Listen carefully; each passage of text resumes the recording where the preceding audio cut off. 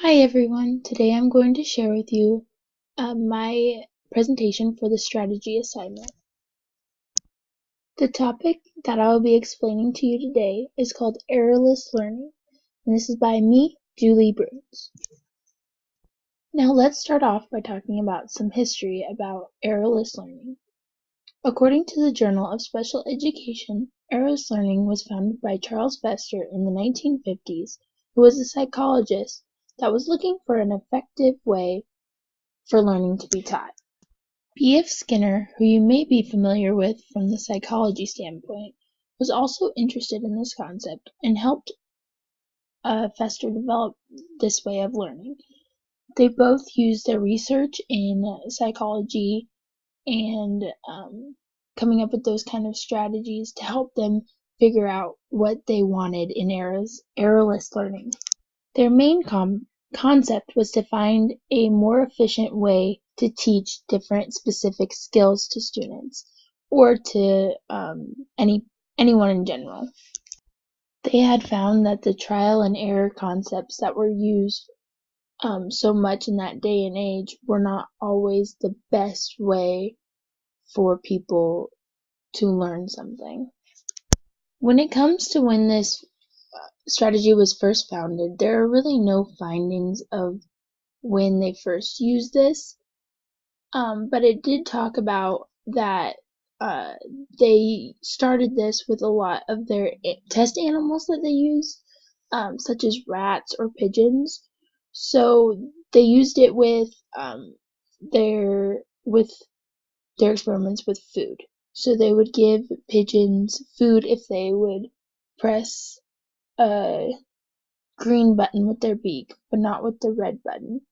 And so instead of doing like positive punishment and negative punishment like they had been doing in a lot of their studies, they chose to start teaching them to do it only one way and show that one way was right.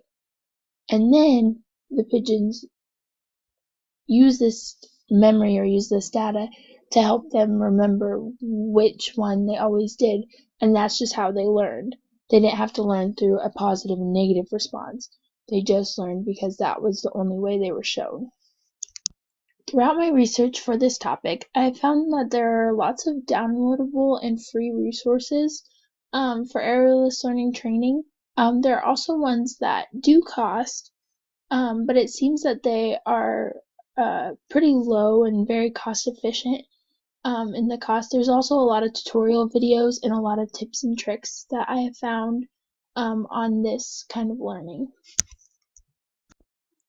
Although the effort to implement this strategy is pretty high, it doesn't take a lot of training per se, but there are, like I said in the previous slide, lots of resources available, especially at a good price.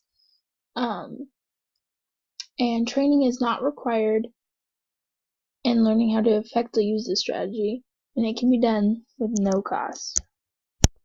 Throughout my research, I've also found that errorless learning has been used with lots of different subjects or people, and they started using it obviously with young children, and specifically on children that are just first learning how to communicate or they have like communication issues or delays. It has also been used with children and adults alike with different kinds of disabilities, specifically for children and adults with autism and with like language difficulties, as well as people who have been exposed to traumatic brain injuries, as well as I did find a study that worked with elderly with Alzheimer's. And I also found it interesting that in one of my resources, it talked about that a lot of animal trainers have looked into getting the training for this strategy, and they use it on lots of animals. Like horse trainers have been using it, as well as dog trainers use it frequently. This strategy provides progress in learning without people feeling as frustrated about making so many mistakes while learning a new concept. and it has them more focused on learning the new skill at hand instead of just the process of learning it.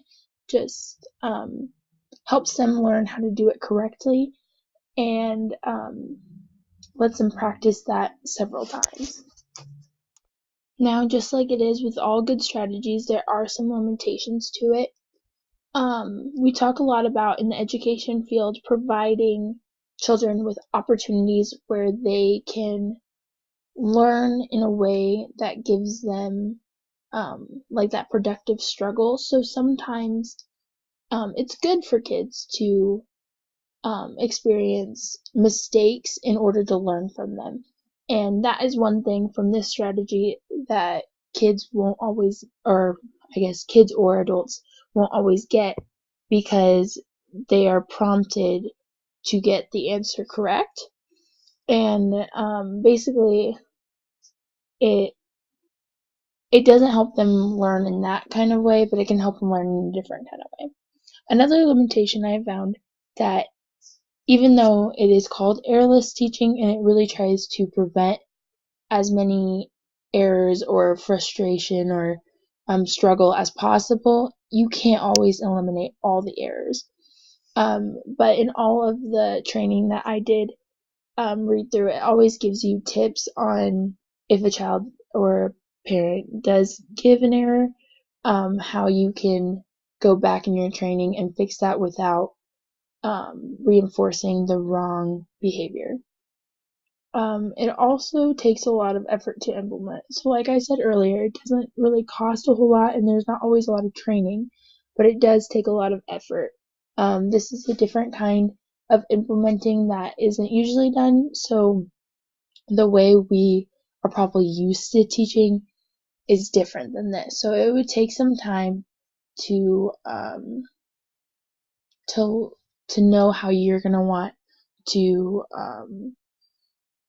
show the subject or the person the concept that you are working on, and how you're going to do that in an effective way. With these limitations, there's also some benefits from this strategy.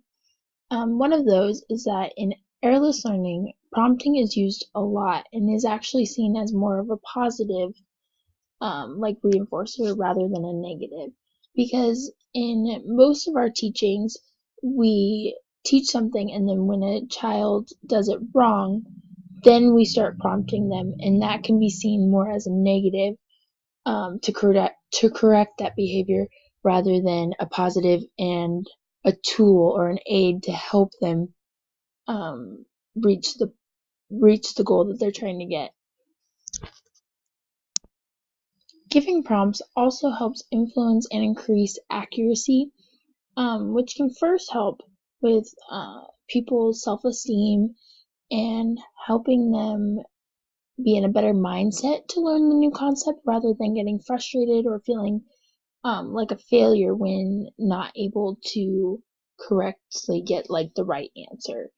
It also can help lead to it can help avoid leading to reinforcement errors that can accidentally occur. These we've probably seen happen in the classroom where a teacher is either not consistent with like reinforcing bad behavior, or um, it or accidentally reinforces the wrong behavior, and that can lead kids to be confused um, or act out in different kind of ways. Whereas with this strategy, it's more black and white. It's more right or wrong, but because of the prompts, it gives kids more of a chance to be more accurate.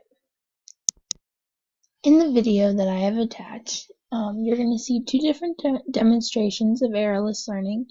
In the first one, the teacher is providing cards for the student, and by making it errorless, she starts with only one option.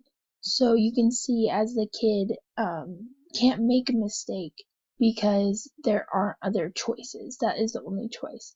And then she also uses verbal and visual cues to help him pick the right topic and also like state the word of what is on the card. And then the second step, she holds up 2 cards, but to prompt him, she has one, the correct card, more towards him, and then the other card farther away. And this also is prompting him to just pick the right card, where then when he has the 2 choices and they're both the same way, he's more likely to pick the correct card through the trials that he has encountered. Now the same happens in the second example, however it is with a action of shaking a bell. First, the instructor helps him do it by helping him do it, and then secondly, as he gets better, he can then do it with just a little prompt, and then he's eventually able to do it on his own without any prompts. Lastly, I would like to share with you my resources and the sites I use in order to get the research for this presentation. Thank you guys so much for listening.